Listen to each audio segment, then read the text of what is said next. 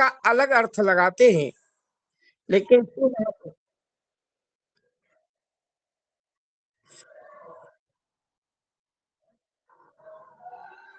आज के जो सांसारिक मानव है वो लिंग का अलग अर्थ निकालते हैं, जबकि शिव महापुराण में जो लिंग का वर्णन आया है वो निराकार ब्रह्म के रूप में आया है। जो ये लिंग रूप है भगवान शिव जी का, ये निराकार है, इसका कोई आकार नहीं है। जैसे आप पूजा करते, हम एक साकार मूर्ति की पूजा करते हैं, एक निराकार ब्रह्म जिसकी स्वयं भोलेनाथ भी भक्ति करते हैं, भगवान विष्णु भी भक्ति करते हैं, ब्रह्मा जी भी भक्ति करते हैं, और निराकार ब्रह्म का रूप ये लिंग है।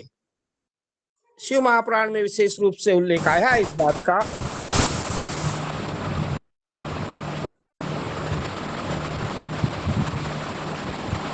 मार्कंडे जी माइक बंद कर दिया।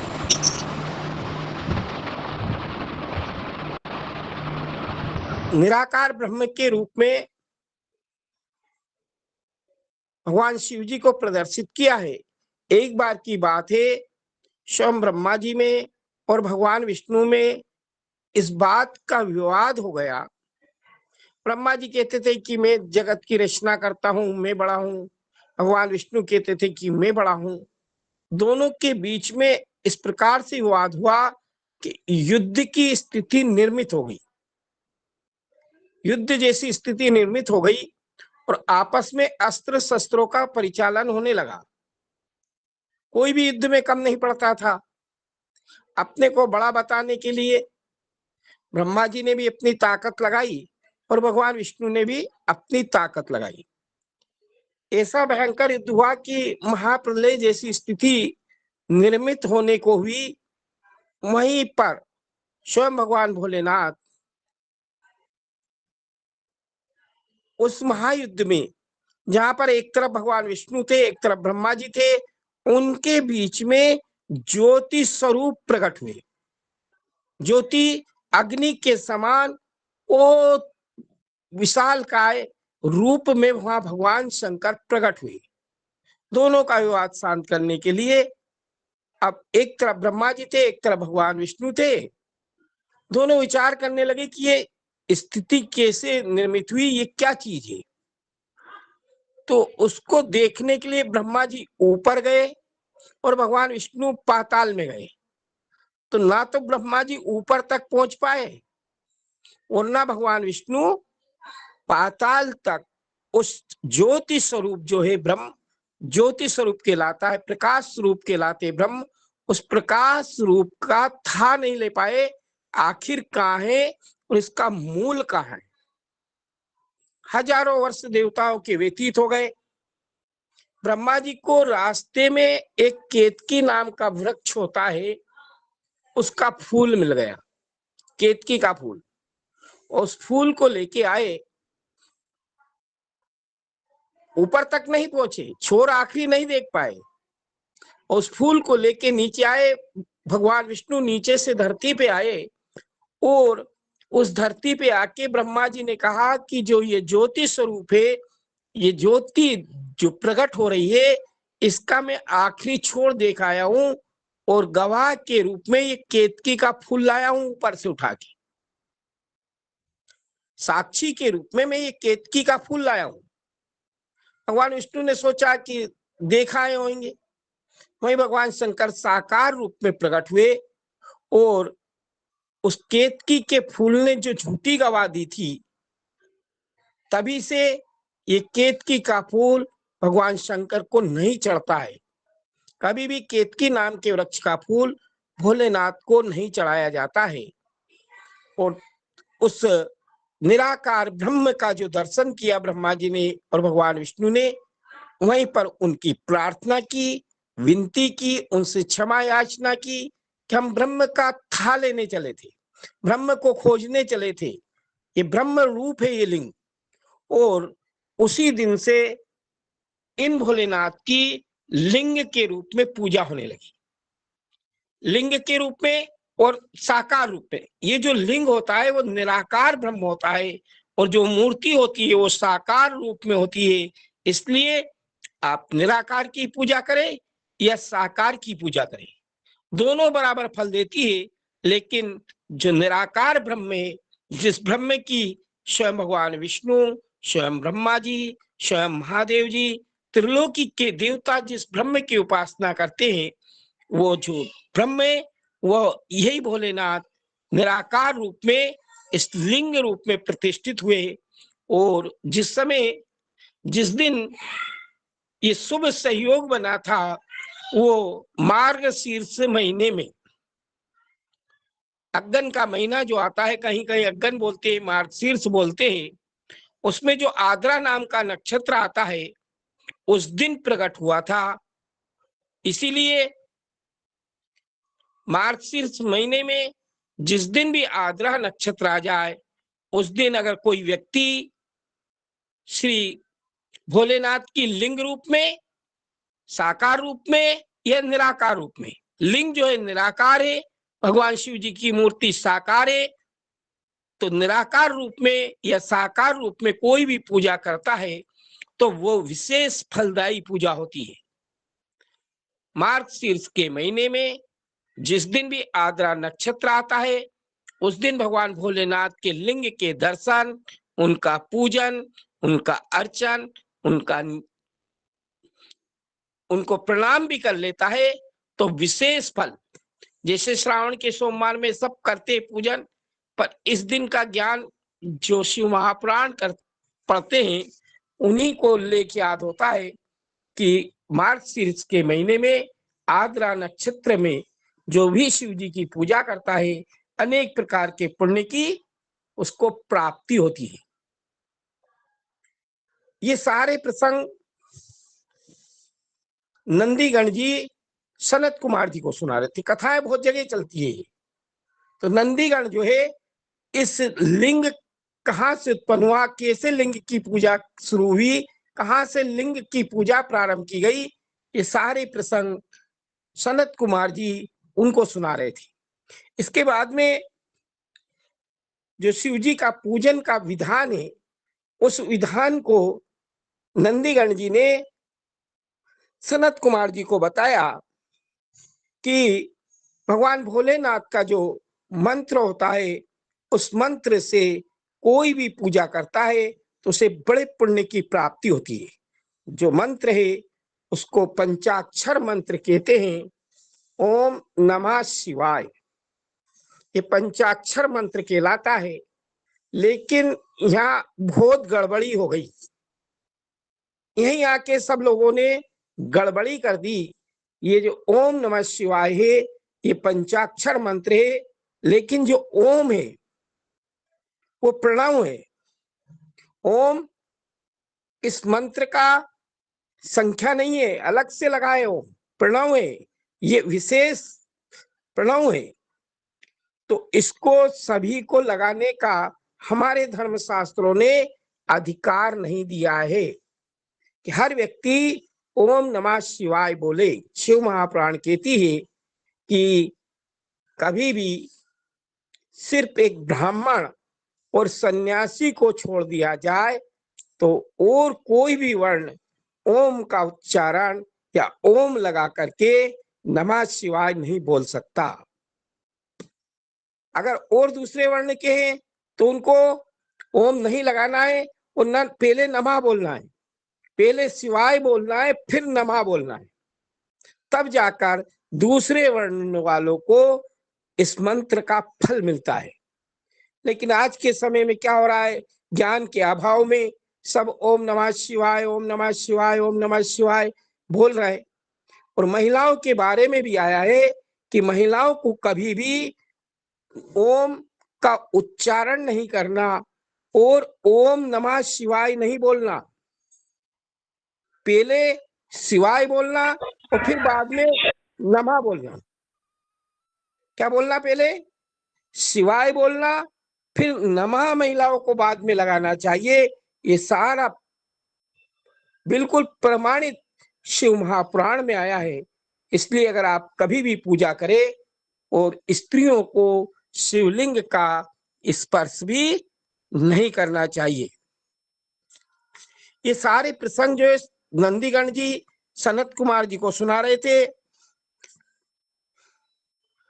और स्वयं भगवान शंकर ने कहा है कि आद्रा नक्षत्र से युक्त अगर चतुर्दशी तिथि आ जाए, 14, अगर आद्रा नक्षत्र उस चतुर्दशी को पड़ जाए, उस दिन अगर प्रणव का जप कर लिया जाए, प्रणव कौन, सिर्फ ओम का भी जप कर लिया जाए, नमः शिवाय तो बहुत बड़ी बात है, सिर्फ प्रणव का भी जप कर लिया जाए तो वो विशेष फलदायक होता है। चतुर्दशी का दिन हो, अच्छे फल का देने वाला हो जाता है। सूर्य की संक्रांति का दिन हो, जो जिस दिन सूर्य एक राशि से दूसरी राशि पे जाए, अगर योग से आद्रा नक्षत्र में आ जाए तो उसका करोड़ों गुना फल मिल जाता है। और मृगशिरा नक्षत्र का अंतिम भाग, मृगशिरा नक्षत्र के अंतिम भाग और पुनर्वसु का प्रारंभ, उस समय अगर होम तर्पण आदि अगर कर लिया जाता है तो वो भी आद्रा के समान फल प्राप्त करता है।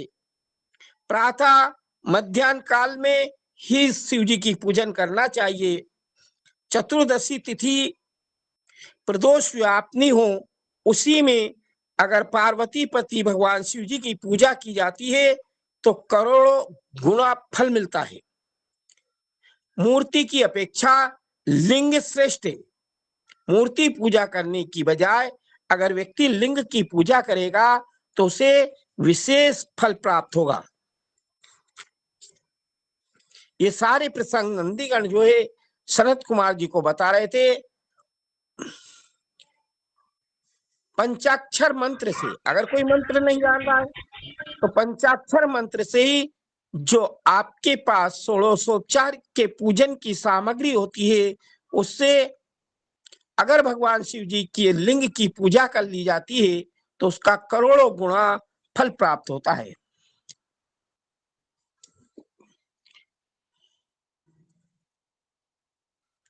अब ये हो रहा है कि पार्थिव शिवलिंग की पूजा की जाती है, मिट्टी के शिवलिंग बनाए जाते हैं, तो वो ऋषिगण सूत जी महाराज से पूछ रहे हैं कि कहाँ की मिट्टी हो, कहाँ से मिट्टी लाई जाए, कैसे शिवलिंग का निर्माण किया जाए और कैसे शिवलिंग की पूजा की जाए।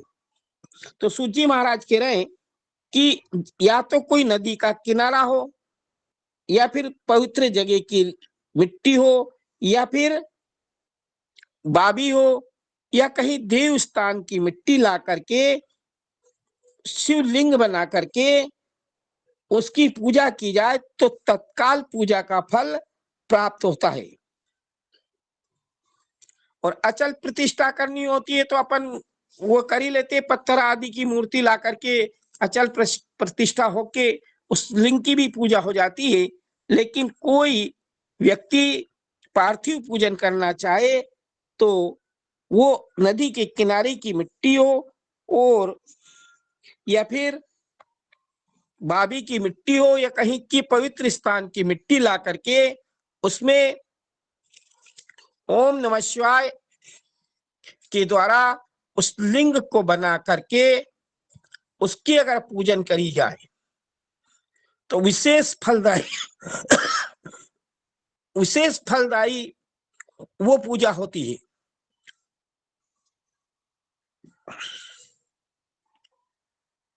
ब्राह्मण की स्त्री नमःपूर्वक शिवाय बोल सकती है। ओम का उच्चारण ब्राह्मण की स्त्रियों को भी नहीं करना चाहिए, स्त्री जाति को भी ओम का उच्चारण नहीं करना है, सिर्फ नमः शिवाय बोलना है। सिर्फ ब्राह्मण की स्त्री नमः शिवाय बोल सकती है और बाकी की स्त्रियां शिवाय नमः ही बोले।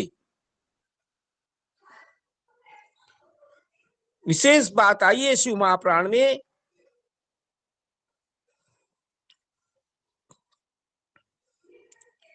इस ओम नमः शिवाय के अगर कोई व्यक्ति 1 लाख जप कर ले, इस पंचाक्षर मंत्र का अगर 1 लाख या 10 लाख जाप कर ले तो उस व्यक्ति की कार्य की सिद्धि हो जाती है।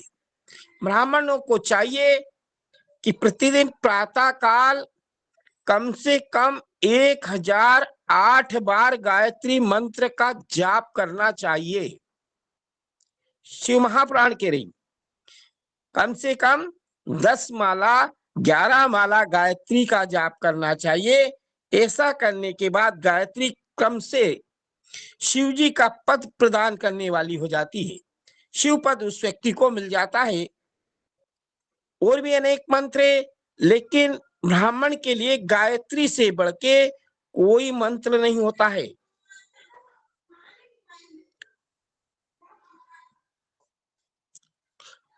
जो विद्वान है उसको हमेशा शिव जी का जहाँ क्षेत्र है वहीं पर विशेष करके निवास करना चाहिए। उन पुण्य क्षेत्रों में बावड़ी, कुआ, पोखरे आदि को शिव गंगा ही समझे। जहाँ पर शिव जी का स्थान है वहां पर जो कोई भी जल के स्थान है उसको स्वयं शिव गंगा समझना चाहिए।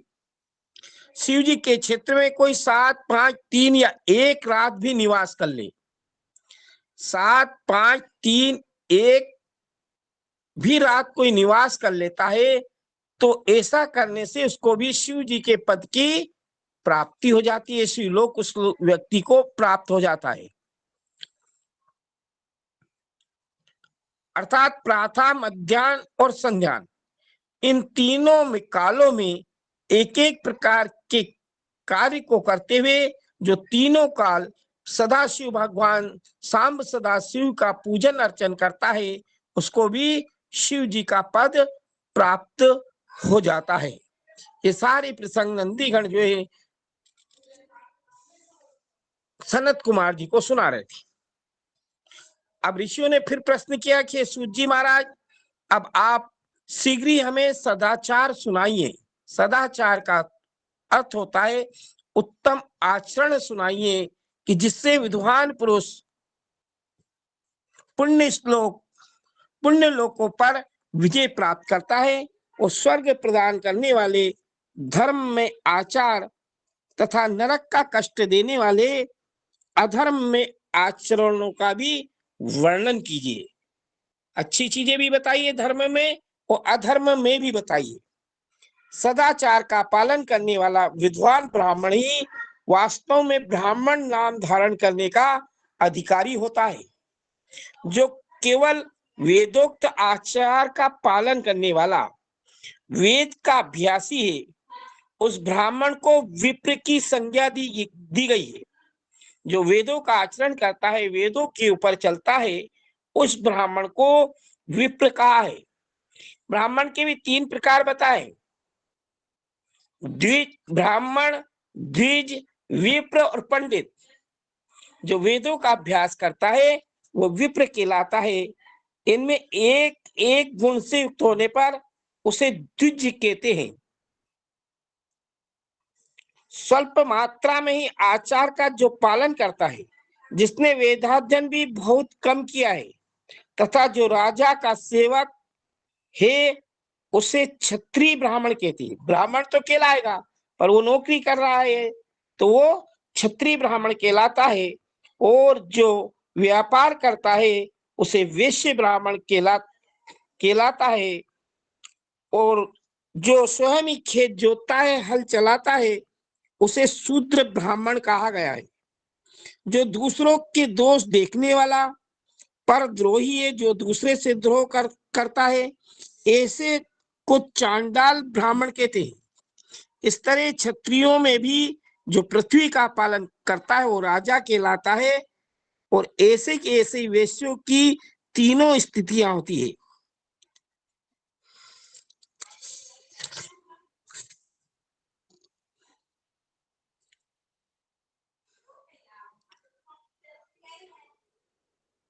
जल, अग्नि, ब्राह्मण आदि तथा देवताओं का सामना बचाकर बैठे, मतलब इनका कभी अपमान ना करे। जल का, अग्नि का, ब्राह्मण का सामना ना करे।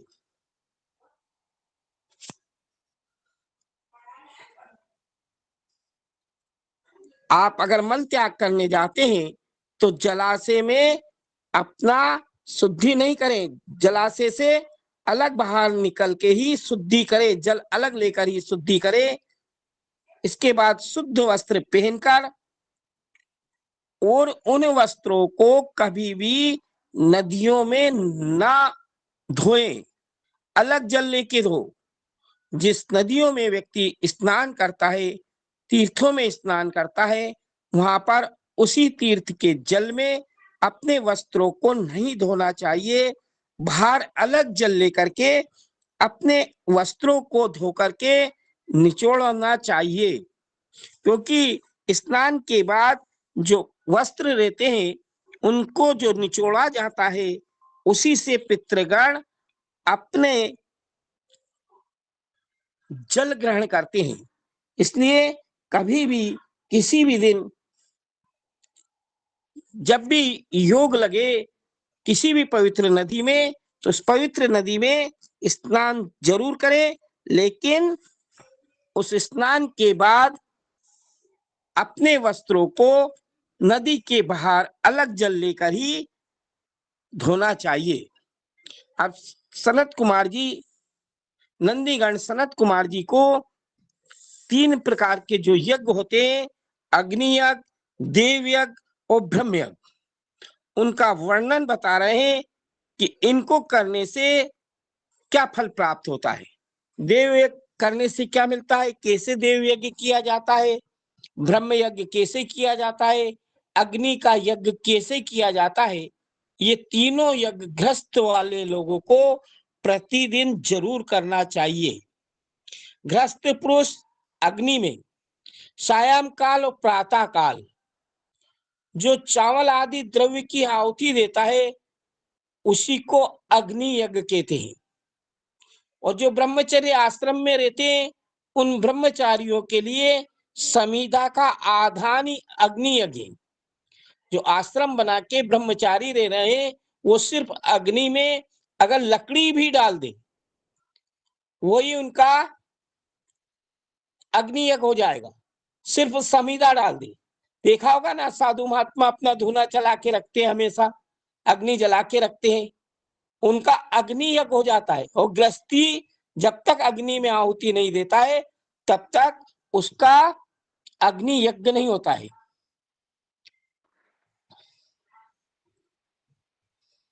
जी बाबा। हे ब्राह्मणों, जिन्होंने बाह्य अग्नि को विसर्जित करके अपने आत्मा में अग्नि को स्थापित कर रखा है, जो समाधि में बैठ करके अपने शरीर में ही अग्नि प्रकट कर लेते हैं, उनको किसी भी अग्नि में आहुति देने का के लिए वो बाध्य नहीं होते हैं। जो मनुष्य पवित्र अन्न का अग्नि में करके भोजन करते हैं, उनको बड़ा पुण्य की प्राप्ति होती है। ब्राह्मण सायंकाल अग्नि के लिए दी हुई आहुति उन ब्राह्मणों को संपत्ति प्रदान करने वाली होती है।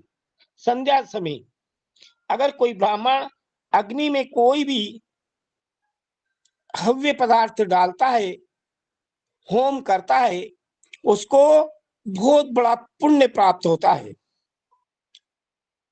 और प्रातः काल सूर्य भगवान को दी हुई आहुति, प्रातः काल कहाँ देना है, सूर्य भगवान को आहुति देना है। प्रातः काल सूर्य भगवान को दी हुई आहुति आयु की वृद्धि कर देती है, उस ब्राह्मण की आयु बढ़ा देती है। ये बात अच्छी तरह से समझना चाहिए कि दिन में अग्निदेव सूर्य में ही विराजमान रहते हैं, अतः प्रातः काल सूर्य को ही आहुति देना चाहिए। अग्नि यज्ञ के ही अंतर्गत ये वर्णन किया है। इंद्र आदि समस्त देवताओं के उद्देश्य से अग्नि में जो आहुति दी जाती है, उसे ही देव यज्ञ कहते हैं। जो भी अग्नि में आहुति दी जाती है, वही यज्ञ कहलाता है। और लौकिक अग्नि में जो कोई भी किसी विशेष कार्य के लिए हवन आदि करता है, उन्हें भी देव यज्ञ के ही अंतर्गत मानना चाहिए। और ब्राह्मणों को चाहिए कि वो हमेशा देवताओं की तृप्ति के लिए निरंतर ब्रह्म यज्ञ करे। देव यज्ञ तो सब करेंगे, लेकिन ब्राह्मणों को ब्रह्म यज्ञ करना चाहिए। वेदों का जो नित्य अध्ययन या स्वाध्याय होता है उसी को ब्रह्म यज्ञ कहा है। ब्रह्म यज्ञ किसको कहा है? वेदों का, जो ब्राह्मण वेदों का अध्ययन करता है, वेदों का स्वाध्याय करता है, सुनता है या सुनाता है, ये जो है ब्रह्म यज्ञ कहलाता है। इसलिए नित्य कर्म के अनंतर सायं काल तक ब्रह्म यज्ञ किया जा सकता है। वेद मंत्र कब तक किए जा सकते हैं? प्रातः काल नित्य कर्म से निपटने के बाद सायं काल तक ब्रह्म यज्ञ किया जा सकता है। और ब्रह्म यज्ञ कैसे करना बताया है? वेदों का अध्ययन करना, वेदों को पढ़ना, वेदों को स्वाध्याय करना, ये सायं काल तक निश्चित किया है। इसके बाद रात्रि में वेदों का स्वाध्याय करना निषेध है। अब कहीं अग्नि ना मिले तो फिर देव यज्ञ कैसे संपन्न हो? अब यहाँ एक विशेष समस्या है कि आप कहीं गए हैं, अग्नि नहीं मिल रही, तो देव यज्ञ आप कैसे संपन्न करेंगे? उसे आप लोग श्रद्धा पूर्वक सुनिए कि सृष्टि जब प्रारंभ हुई थी, सर्वज्ञ दयालु सर्वसमर्थ श्री महादेव जी ने समस्त लोकों के उपकार करने के लिए वारों की कल्पना की थी। ये जो 7 वार है, स्वयं भगवान महादेव जी की कृपा से इन वारों को बनाया था। वो भगवान शिव संसार रूपी रोग को दूर करने वाले वेद है। ये जो संसार में हम बार बार जन्म लेते हैं, ये एक रोग है। बार बार जन्म लेना, बार बार मृत्यु को प्राप्त होना, ये एक रोग है। लेकिन इस रोग की दवा क्या है? स्वयं शंकर भगवान। ये वेद है ताकि बार बार आपको जन्म ना लेना पड़े। उन भगवान ने पहले अपने वार की कल्पना की। सबसे पहले किनका वार बना? भगवान शंकर का। अपने वार की कल्पना की, जो आरोग्य प्रदान करने वाला है। कैसा वार है? जो रोग को दूर करने वाला है, शरीर को आरोग्यता देता है। इसके बाद अपनी माया शक्ति का वार बनाया। पहला वार कौन सा होता है? रविवार। शिव महाप्राण किसका वार बता रही? स्वयं भोलेनाथ का रविवार बता रही। आप हम सब सोमवार को मानते हैं, लेकिन रविवार जो होता है वो शिव जी का वार होता है। और दूसरा जो वार होता है सोमवार, वो अपनी शक्ति का, जगदम्बिका जगत जननी माता पार्वती जी का वार होता है। इसके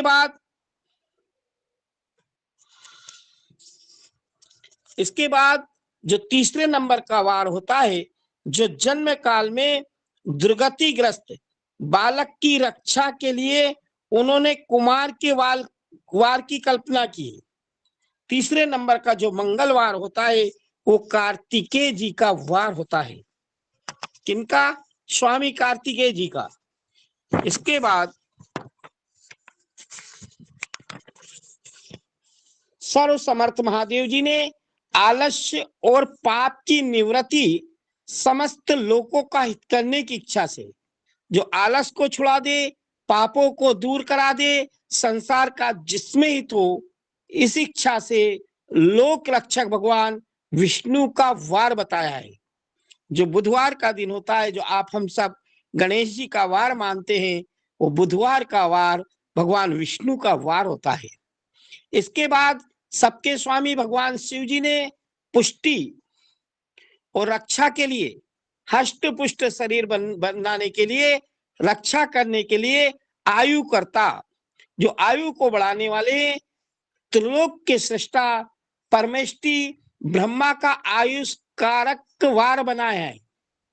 ब्रह्मा जी का वार है गुरुवार, जिससे संपूर्ण जगत के आयुष की सिद्धि होती है। आयु को बढ़ाने वाला है गुरुवार।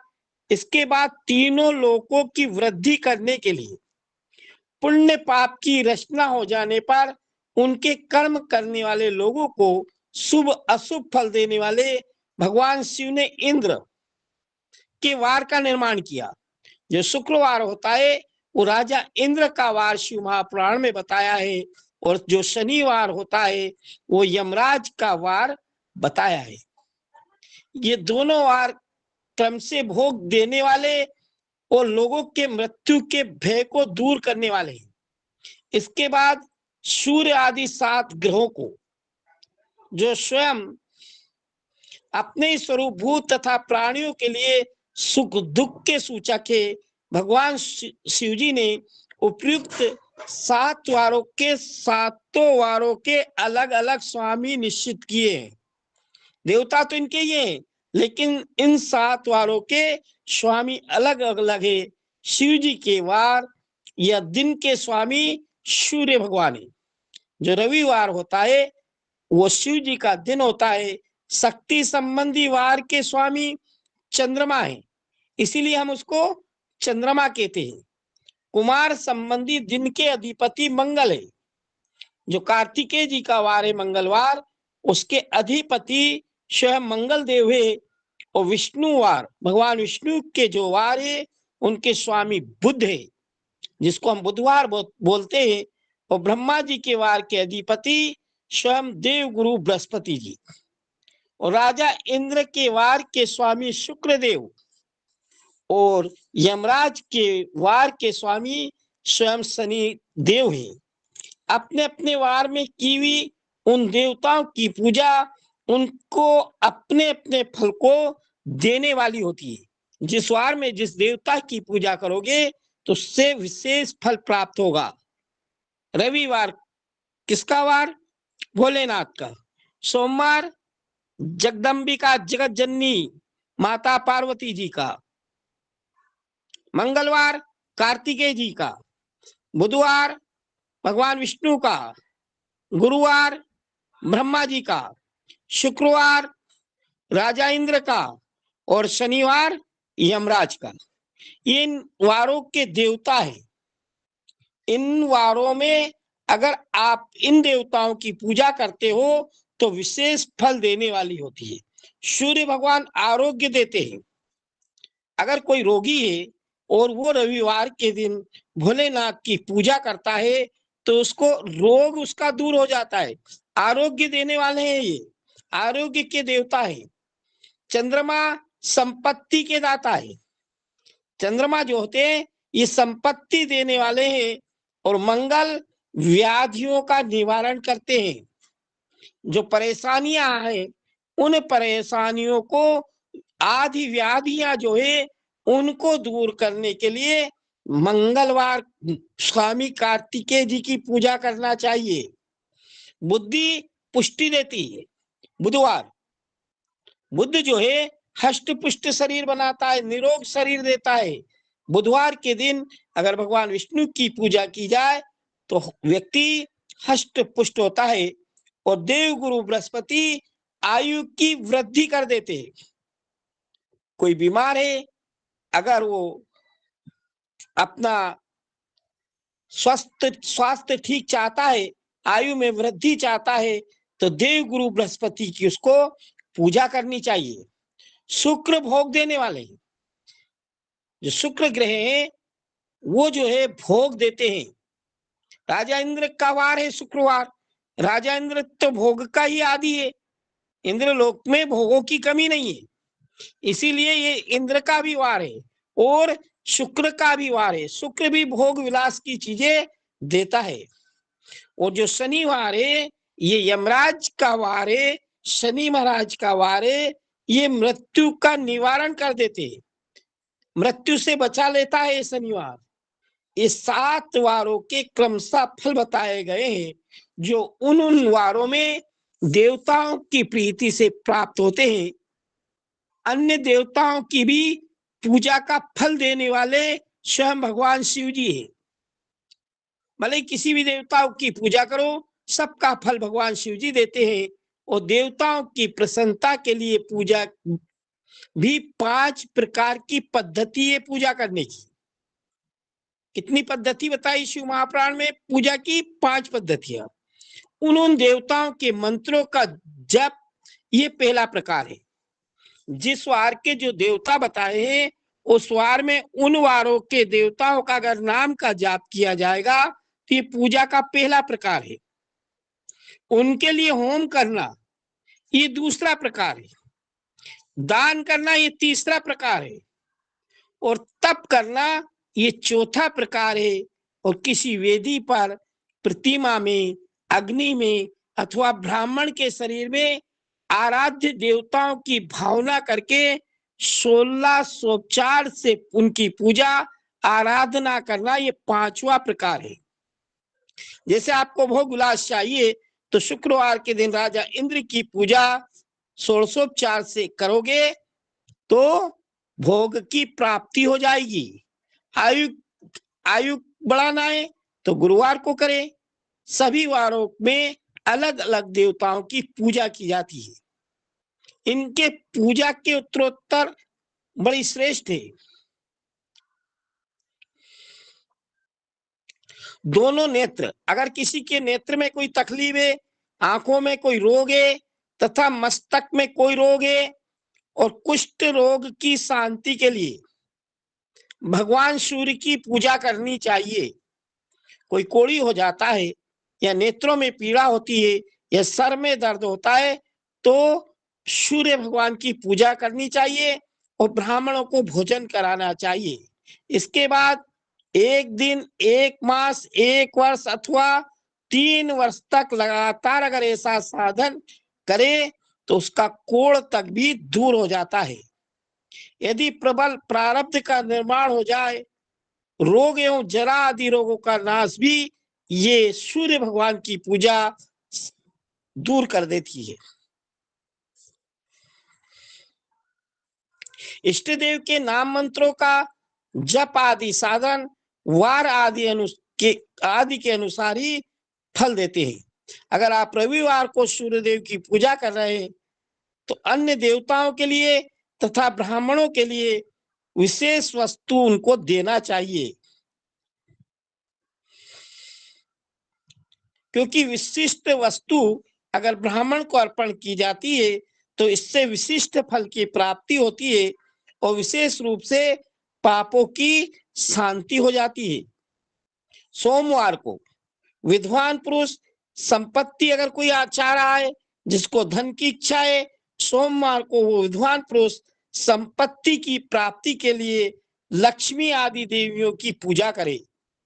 महाकाली, महालक्ष्मी, महासरस्वती इन देवियों की पूजा सोमवार को करना चाहिए तथा सापत्नीक ब्राह्मण को, पत्नी सहित, अकेले ब्राह्मण को नहीं, क्योंकि देवी की पूजा है, सापत्नीक ब्राह्मण को घृत पक्व अन्न का भोजन कराना चाहिए। घी में पके हुए अन्न का भोजन सोमवार को जो संपत्ति चाहता है, तीनों देवियों की पूजा करके सापत्नीक ब्राह्मण को घी से बना हुआ भोजन कराना चाहिए। मंगलवार को अगर कोई रोगी है तो मंगलवार के दिन रोगों की शांति के लिए काली,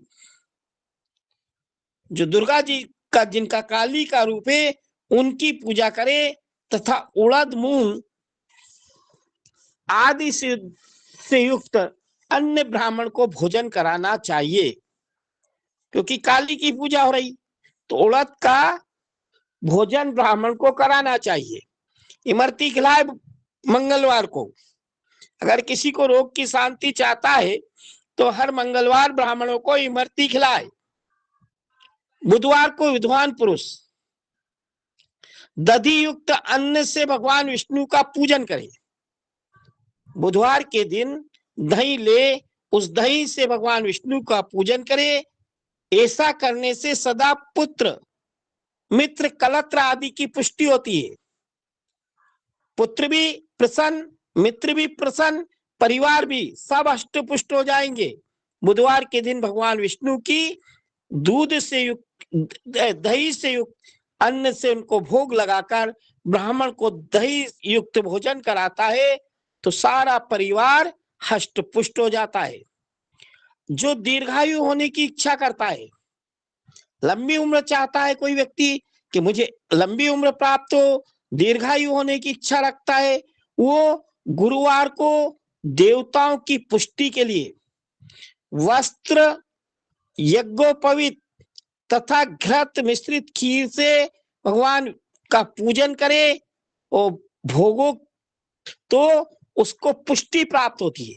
और ब्राह्मण को भी यज्ञोपवीत और घी मिली हुई खीर का भोजन कराना चाहिए। और शुक्रवार को एकाग्र चित्त होकर देवता का पूजन कर ब्राह्मणों की तृप्ति के लिए 17 रस युक्त भोजन कराए। सभी रस होना चाहिए, सभी प्रकार का भोजन होना चाहिए।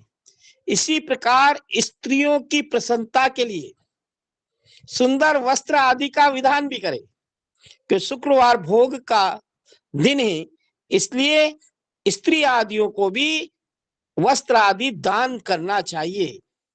शनिवार अपमृत्यु का निवारण करने वाला है। अल्पायु में जो शनिवार के दिन भगवान रुद्र की पूजा करता है, उसकी अल्पायु में मृत्यु नहीं होती है। इतना अच्छा दिन है शनिवार, अल्पायु में और अकाल मृत्यु नहीं होती जो शनिवार के दिन भगवान सदाशिव सांब सदाशिव की पूजा करता है। और तिल के होम से और तिल के दान से देवताओं को संतुष्ट करके ब्राह्मणों को अगर शनिवार के दिन तिल मिश्रित अन्न भोजन कराए, जो इस तरह देवताओं की पूजा करेगा वो आरोग्य आदि फल का भागी बन जाता है। 7 वार के जो 7 अलग अलग देवता है उनका पूजन करके, उन वारों के देवताओं का पूजन करके और ब्राह्मणों का जिन देवताओं को जो भोजन पसंद है उनका भोजन ब्राह्मण को कराया जाता है, तो वो आरोगी रोग से दूर हो जाता है। देवताओं का नित्य पूजन, विशेष पूजन, स्नान, दान, जप, होम तथा ब्राह्मण भोजन, तर्पण आदि में और रवि आदि वारों में, रविवार से लेके शनिवार तक विशेष तिथि और नक्षत्रों का योग अगर प्राप्त होने पर विभिन्न देवताओं के पूजन में सर्वज्ञ जगदीश्वर भगवान शिव ही उन देवताओं के रूप में पूजित होकर के सब लोगों को आरोग्य आदि फल प्राप्त करा देते हैं। भले आप दूसरे देवता की पूजा कर रहे हैं, लेकिन उस पूजा का भाग स्वयं भोलेनाथ को प्राप्त होता है और उसका फल भी महादेव जी उस व्यक्ति को प्रदान करते हैं। लोगों को आरोग्य आदि का फल देते हैं। शुभ मांगलिक कर्म, अगर आपके घर में कोई शुभ मांगलिक कार्य होने जा रहा है, मांगलिक कार्य करने जा रहे हो, विवाह आदि उत्सव करने जा रहे हो, उसके आरंभ में, विवाह के आरंभ में और अशुभ कोई अशुभ कार्य हो गया, अंत्येष्टि आदि कर्म कर लिया, तो उसके अंत में, तथा जन्म नक्षत्रों के आने पर गृहस्थ पुरुष अपने घर में आरोग्य आदि की समृद्धि के लिए सूर्य आदि ग्रहों का पूजन करना चाहिए। कब बताया शिव महापुराण ने जन्मदिन मनाना? आज के युग में तारीख से लोग जन्मदिन मना रहे, ना तो तारीख से मनाना है ना तिथि से मनाना है। मैंने पंचांग की कक्षा में बताया था कि हमेशा जन्मदिन जन्म नक्षत्र के दिन मनाना चाहिए। तिथि भी कोई निश्चित नहीं है, ना तो उस तिथि में मनाए ना तारीख में मनाए। आपका जो जन्म का नक्षत्र है उस दिन में, उसी दिन व्यक्ति को जन्मदिन अपना मनाना चाहिए। और जन्मदिन मनाने में ऐसा नहीं है को केक काट दो, फूल मोमबत्ती बुझा दो, जन्मदिन मन गया, ऐसे जन्मदिन नहीं मनता है। जन्म नक्षत्रों आने पर गृहस्थ पुरुष अपने घर में आरोग्य आदि की समृद्धि के लिए, कि हमारा घर निरोगी रहे, हमारा शरीर निरोगी रहे, ग्रहों का पूजन करना चाहिए। इससे सिद्ध है कि देवताओं का यजन संपूर्ण वस्तुओं को देने वाला है। ब्राह्मणों का देव यजन कर्म आदि वैदिक मंत्र के साथ होना चाहिए। अगर ब्राह्मण पूजा कर रहा है तो वैदिक मंत्र ले, बिना वैदिक मंत्र के पूजन किए ब्राह्मण की पूजा फलदायी नहीं होती है। और शूद्र आदि जो दूसरे लोग हैं वो देवयज्ञ तांत्रिक विधि से पूजा कर सकते हैं। शुभ फल की कोई इच्छा रखने वाले मनुष्य, उनको सात ही दिन अपनी शक्ति के अनुसार जरूर देव पूजन करना चाहिए। निर्धन है, अगर धनी नहीं है, ऐसे निर्धन मनुष्य व्रत आदि के कष्ट से ले, और धनी सिर्फ व्रत कर ले निर्धन है तो।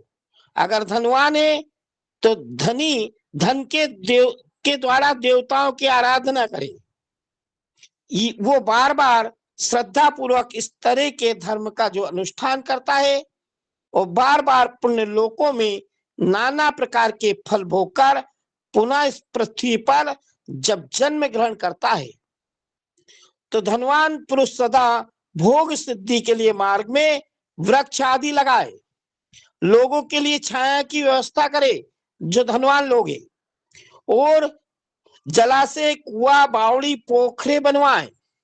वेद शास्त्रों की प्रतिष्ठा के लिए धनवान व्यक्ति पाठशाला का निर्माण करवाए, पाठशालाएं बनवाए। अनन्याय प्रकार से भी धर्म का संग्रह करता रहे। धनी को ये सब कार्य हमेशा करते रहना चाहिए। समय अनुसार पुण्य कर्मों के परिपाक से जब अंतःकरण शुद्ध हो जाता है, तब उनको सिद्धि प्राप्त होती है। हे ब्राह्मणों, जो इस प्रसंग को सुनता है या पढ़ता है या सुनने की व्यवस्था करता है, उसे देव यज्ञ का फल प्राप्त होता है।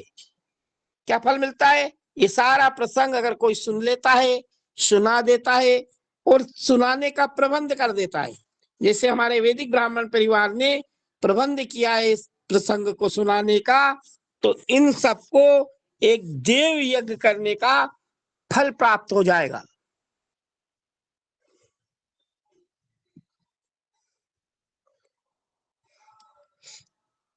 आगे फिर ऋषियों ने कहा कि समस्त पदार्थों के ज्ञाताओं में से सूत जी महाराज, अब आप क्रमशः देश काल आदि का वर्णन करिए कि कौन सा देश कहाँ है, क्या स्थिति है, किस काल में पूजा करने से क्या लाभ होता है। ये सारे प्रसंग सूत जी महाराज से ऋषिगण पूछ रहे हैं। देवयज्ञ आदि कर्मों में अपना शुद्ध गृह समान फल देने वाला होता है, अर्थात अपने घर में जो किए हुए देवयज्ञ आदि शास्त्रोक्त फल को समान मात्रा में देने वाला होता है। अगर आप घर में कर रहे हो कोई कार्य, तो आपको जितना पूजन किया देवता का उतना फल मिलेगा। अगर वही पूजा गौशाला में की, तो घर की पूजा से 10 गुना अधिक फल गौशाला में मिलेगा। एवं वही पूजा अगर आपने जलाशय के तट पर कर दी, तो गौशाला की पूजन से 10 गुना फल वहां अधिक मिलेगा। तथा जहां बेल, तुलसी एवं पीपल का वृक्ष निकट हो, वो स्थान जलाशय के तट से 10 गुना अधिक फल देने वाला हो जाता है। यानी घर में पूजा जितनी पूजा की उतना फल मिलेगा, गौशाला में 10 गुना, गौशाला से 10 गुना, जहां जलाशय है वहां, और जलाशय से 10 गुना बेल, तुलसी पत्र एवं पीपल का वृक्ष जहां हो, वहां उससे भी 10 गुना फल प्राप्त होता है। और देवालय में किसी देवता के मंदिर में जाए और वहां भगवान की पूजा करे, तो उससे 10 गुना और महत्व बढ़ जाता है। और देवालय से 10 गुना फल तीर्थ भूमि के तट पर मिल जाता है, और उससे 10 गुना फल तीर्थ नदी का तट, तीर्थ में किया और तीर्थ की नदी है उसकी भूमि के तट पे किया, उससे 10 गुना फल दे देता है। सप्त गंगा, जो 7 प्रकार की गंगा बताइए, सप्त गंगा नामक नदियों का तीर्थ गंगा, गोदावरी, कावेरी, ताम्रपर्णी, सिंधु, सरयू और नर्मदा, इन 7 नदियों को सप्त गंगा कहा है। एक समुद्र के तट का स्थान इनसे भी 10 गुना पवित्र माना है। और पर्वत का शिखर का प्रदेश समुद्र तट से भी 10 गुना अधिक पवित्र है। सबसे अधिक महत्व का वो स्थान जानना चाहिए जहां आपका मन लग जाए। सब जगह का फल तो बता रहे हैं कि किस जगह पूजा करने से कितना फल मिलता है, कितना अधिक फल मिलता है, लेकिन अंत में सूत जी महाराज सभी ऋषियों को बता रहे कि सबसे अधिक उस स्थान का होता है जहां आपका मन लग जाए, आपके मन को शांति मिल जाए, आपके मन को संतोष हो जाए, वहीं सबसे अधिक पूजा का फल मिलता है। यहां तक देश का वर्णन हुआ, अब काल का वर्णन करता हूं कि सतयुग में यज्ञ दान आदि कर्म पूर्ण फल देने वाले होते थे। सतयुग में दान करना, यज्ञ करना, इनसे फल मिलता था। त्रेता युग में उसका 3/4 फल मिलता था। द्वापर में सदा आधा ही फल मिलता है और कलयुग में किसी भी पूजा का 1/4 फल की प्राप्ति होती है और आधा कलयुग बीत जाएगा तब उस चौथाई फल में से भी 1/4 कम हो जाएगा, चौथाई में से भी कम हो जाएगा। अभी कलयुग में जो पूजा की जाती है उसका फल चौथाई मिलता है। शुद्ध अंतःकरण वाले पुरुष को शुद्ध एवं पवित्र दिन सम फल देने वाला होता है। सूर्य संक्रांति के दिन किया हुआ सत्कर्म, जिस दिन सूर्य अपनी एक राशि से दूसरी राशि में प्रवेश करते उसको सूर्य संक्रांति बोलते। ये लगभग 14 तारीख के आसपास आता है। पूर्वोक्त शुद्ध दिन की अपेक्षा 10 गुना अधिक फल मिलता है। 12 ही संक्रांति होती है और दिन जितनी पूजा करने का फल मिलता है संक्रांति के दिन उससे 10 गुना अधिक फल मिलता है। उससे भी 10 गुना महत्व उस कर्म का है जो विषव नामक योग में किया जाता है। दक्षिणायन आरंभ होने के दिन, अर्थात अभी हुआ दक्षिणायन, अर्थात कर्क की संक्रांति में किए हुए पुण्य कर्म का महत्व और भी 10 गुना अधिक है।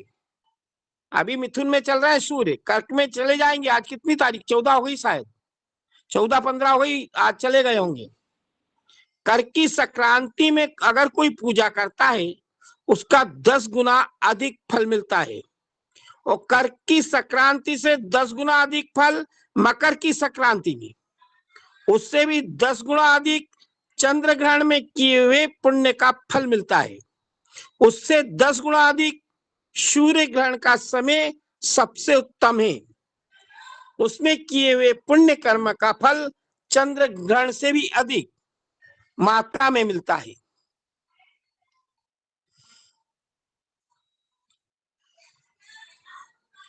सूर्य ग्रहण के समय सूर्य की शांति के लिए उस समय स्नान दान जब सूर्य के किए जाते हैं वो काल विश्व की शांति के लिए उपयोगी होने के कारण बहुत पुण्य देने वाला होता है। जन्म नक्षत्र के दिन, उज्जवल पाठक जी, जन्म नक्षत्र के दिन मैंने बताया था पंचांग की कक्षा में कि तिथि से तारीख से जन्मदिन ना मनाए। शिव महापुराण कह रही, जी क्या जी कह रही? जन्म नक्षत्र के दिन। किससे मनाना है जन्मदिन? नक्षत्र से। जन्म नक्षत्र के दिन तथा व्रत की पूर्ति के दिन का समय सूर्य ग्रहण के समान ही समझा जाता है। महापुरुषों के संग का काल करोड़ों सूर्य ग्रहण के समान पावन है। अगर अच्छे लोगों का संग मिल जाए तो ये करोड़ों सूर्य ग्रहण में जो पूजा की जाती है ना उससे भी बड़ा लाभ होता है। विद्वान लोगों का संगति मिल जाए, विद्वान पुरुषों का संग मिल जाए, ये करोड़ों सूर्य यज्ञ में जो पूजा की जाती है ना उससे भी अधिक फल मिलता है। अगर कोई तपोनिष्ठ तपस्या करने वाले योगी ज्ञाननिष्ठ यति ये पूजा के पात्र होते क्योंकि ये पापों के नाश के कारण बनते हैं। जिसने 24 लाख गायत्री का जप कर लिया हो, शिव महापुराण कह रही कि जिसने 24 लाख गायत्री का जाप कर लिया हो वो ब्राह्मण भी पूजा का सबसे उत्तम पात्र होता है। पाठक जी, जिसने पुरुषचरण कर लिया है, जिस ब्राह्मण ने पुरुषचरण कर लिया वो भी पूजा के योग्य हो जाता है। एक गायत्री का पुरुषचरण जिस ब्राह्मण ने कर लिया वो ब्राह्मण भी पूजा के योग्य हो जाता है। हमारे बालीपुर धाम के गुरुदेव हैं गजानन जी महाराज, पाठक जी, उनने 24 पुरुषचरण किए थे गायत्री के। बहुत बहुत बहुत बढ़िया गुरुदेव, बहुत बढ़िया। कितने पुरुषचरण किए थे? 24 पुरुषचरण किए थे गायत्री के। जी गुरुदेव। जो बालीपुर धाम के गुरुदेव है, जिनका आश्रम है वहां, उन गुरुदेव का उन्होंने 24 पुरुषचरण किए थे गायत्री के। और यहाँ तो एक बार पुरुषचरण कर ले वही ब्राह्मण पूजा के योग्य हो जाता है, और जिसने 24 पुरुषचरण किए हो वो जो पतन से अगर अर्थात वो नरक में गिरने से बचा लेते हैं। इसीलिए इसी गुणों के कारण शास्त्र में पात्र शब्द का प्रयोग होता है कि पात्र कौन और कुपात्र कौन। वो दाता का पातक से त्राण करने के कारण ही वो पात्र कहलाता है। जो कोई भी दाता हो जो पूजा करता है उसको पापों से दूर करने के कारण ही उसको पात्र कहते हैं। गायत्री अपने गायक का यानी जो गायत्री मंत्र का जाप करता है पतन से त्राण करती है, उसको पतन में जाने से रोकती है, इसीलिए वो गायत्री कहलाती है।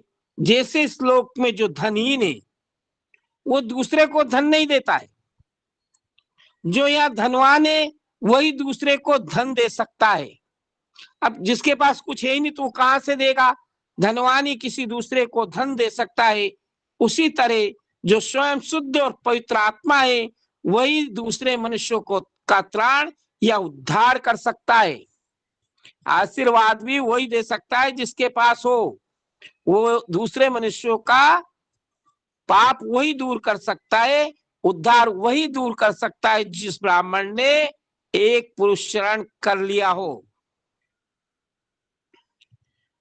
जो गायत्री का जप करके शुद्ध हो गया है वही शुद्ध ब्राह्मण कहलाता है।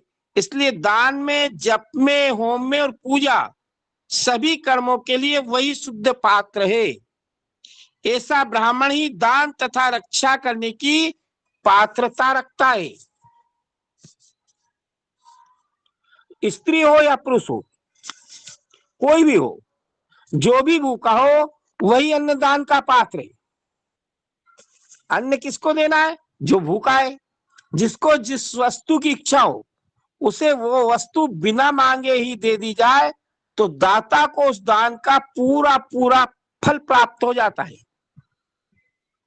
जो याचना करने के बाद दिया है वो दान आधा फल देता है।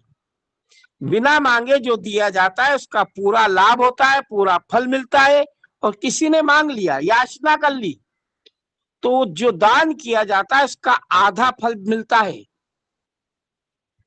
और अपने सेवक को दिया हुआ दान 1/4 फल देता है। अगर अपने नौकर चाकर को कुछ दिया है और सोचो कि पूर्ण फल मिल जाए तो उसका 1/4 फल मिलता है।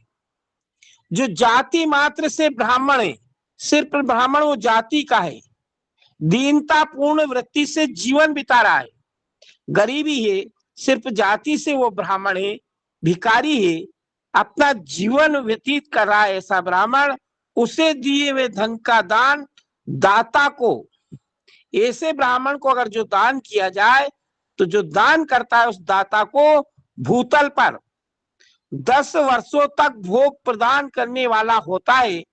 वही दान यदि वेदता ब्राह्मण को दिया जाए, जो वेद के जानने वाले ब्राह्मण है उनको दे दिया जाए तो वो स्वर्ग लोक में देवताओं के वर्ष से 10 वर्ष तक दिव्य भोग देने वाला होता है। अगर वेद को जानने वाले ब्राह्मण को अगर दान दिया है तो वो 10 गुना अधिक फल देता है।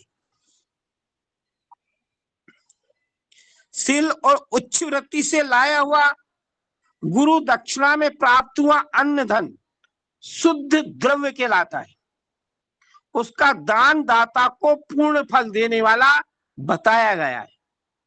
क्षत्रियों का शौर्य से कमाया हुआ धन, क्षत्रियों का शुद्ध धन कौन सा होता है?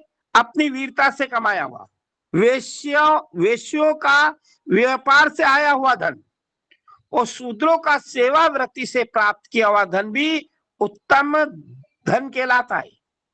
धर्म की इच्छा रखने वाली स्त्रियों को जो धन, अब कोई धर्म की इच्छा स्त्री रख रही है, उन स्त्रियों को धन पिता एवं पति से मिला हुआ उनके लिए वो सबसे उत्तम धन होता है।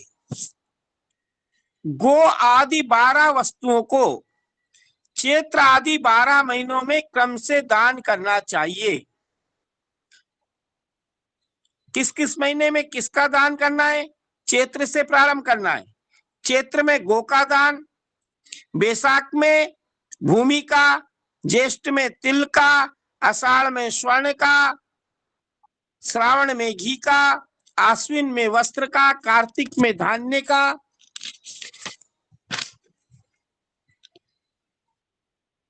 अगन में गुड़ का, मार्गशीर्ष में चांदी का, पौष में नमक का, माघ में कोड़े का और फाल्गुन में कन्या।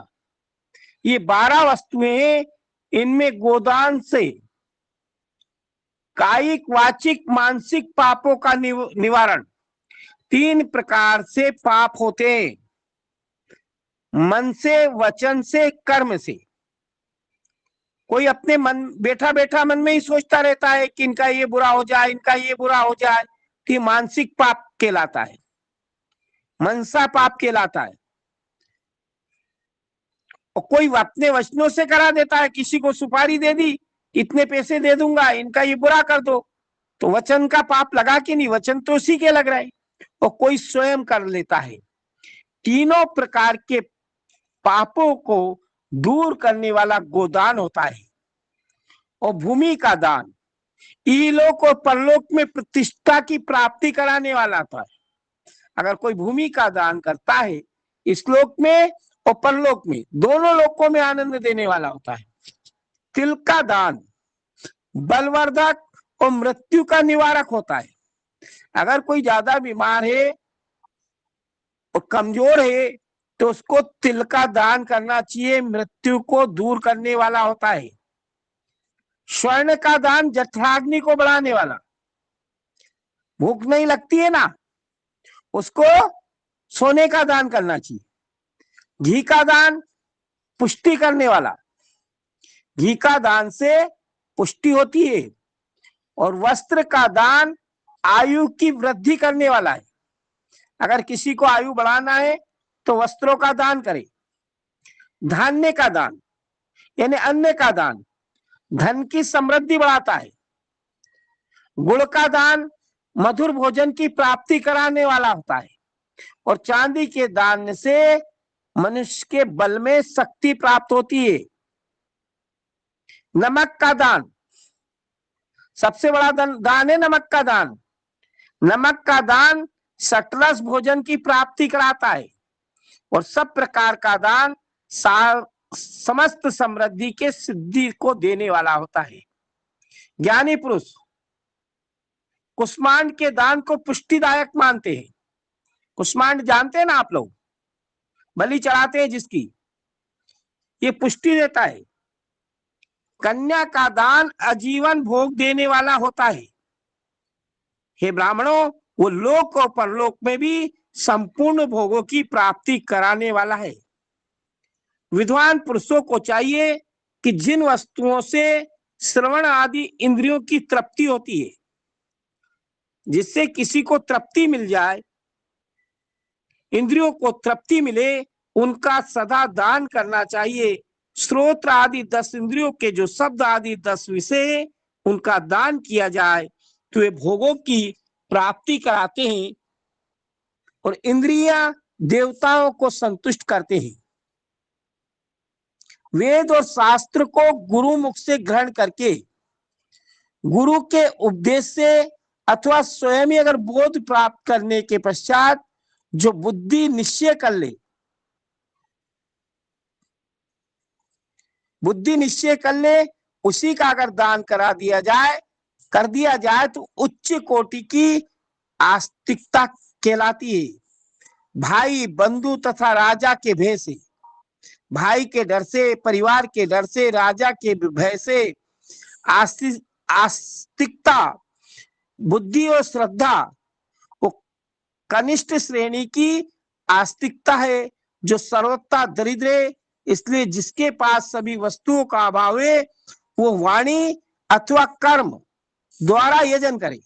अगर आपके पास धन नहीं है तो वाणी से ही दान कर दे, वचनों से ही दान कर दे, अपने शरीर को सेवा में लगा दे, अपने मन को भगवत कार्यों में लगा दे। अगर दान करने के लिए आपके पास धन नहीं है तो वाणी और अपने शरीर द्वारा यजन करे। मंत्र, स्तोत्र, जप आदि को वाणी द्वारा किया गया यजन समझना चाहिए। तीर्थ यात्रा, व्रत आदि को विद्वान पुरुष शरीर का यजन कहते हैं।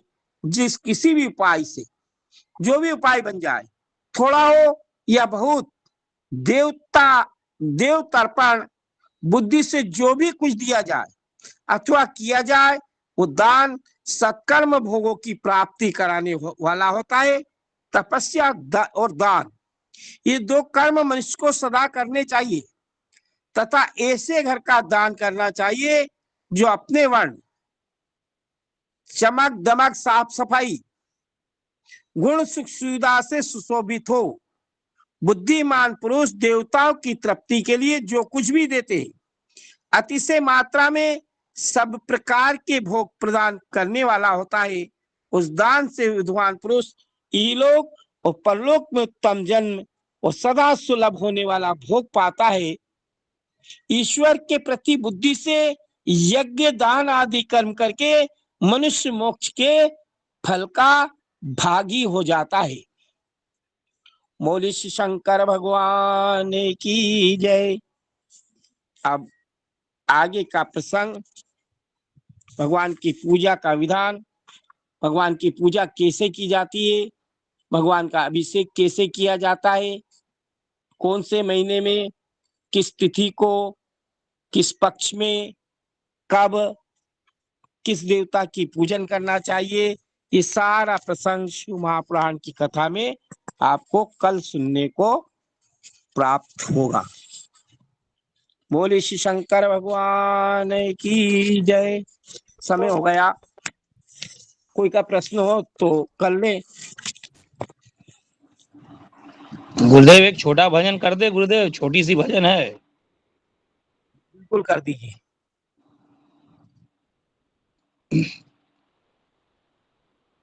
कर दे दीनों का दुख दूर यो बागंबर वाले, कर दे तू मेरा बेड़ा पार हो शिव शंकर भोले भाले।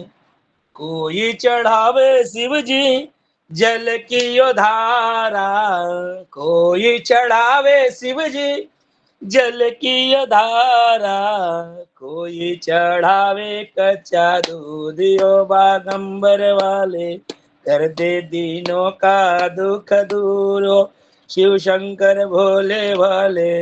हरी हरी बेल की पतिया चंदन चावल, हरी हरी बेल की पतिया चंदन चावल, और चढ़ाऊं फल फूलियो बागंबर वाले, कर दे दीनों का दुख दूर हो शिव शंकर भोले भाले।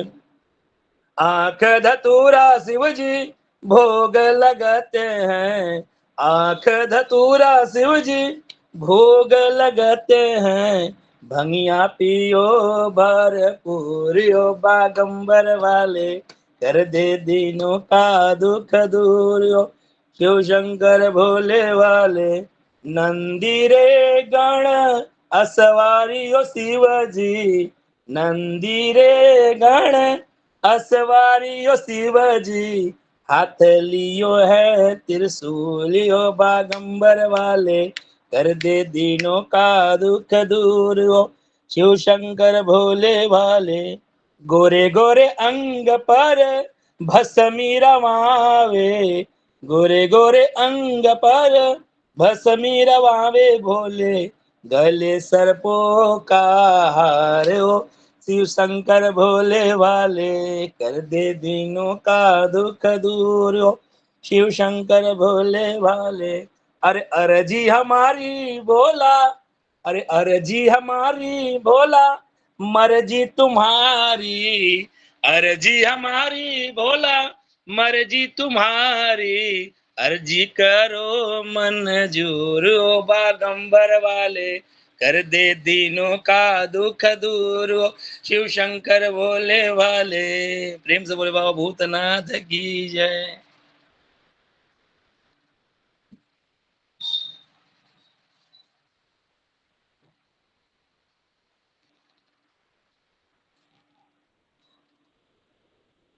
कल पार्थिव शिवलिंग का निर्माण, उनके पूजन की विधि, ये सब शिव महापुराण में आया है।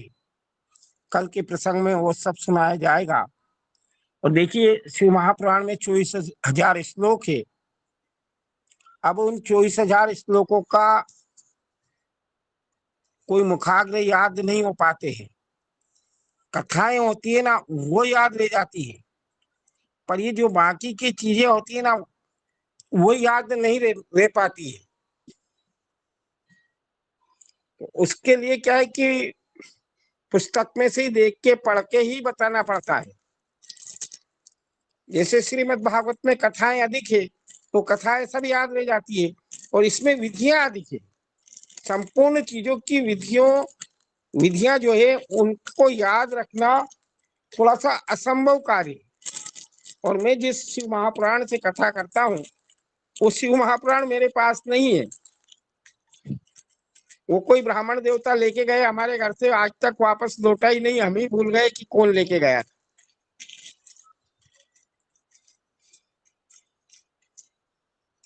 धनंजय पाठक जी, शांति पाठ कर लीजिए ना।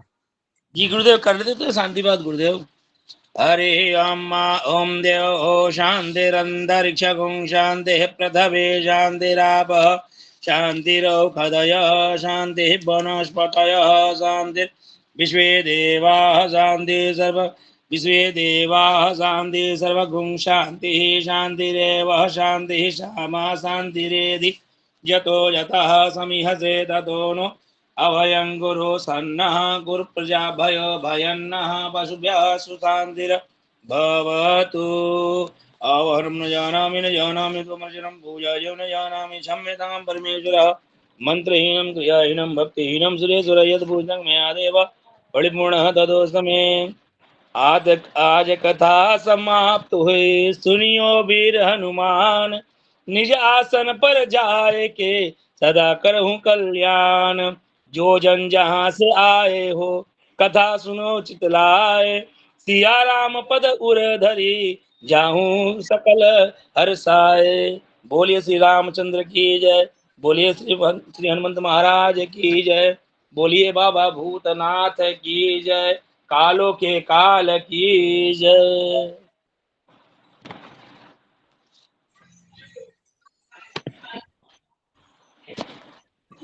अब बोलिए गुरुदेव, रिकॉर्डिंग बंद हो जाए तो अच्छा।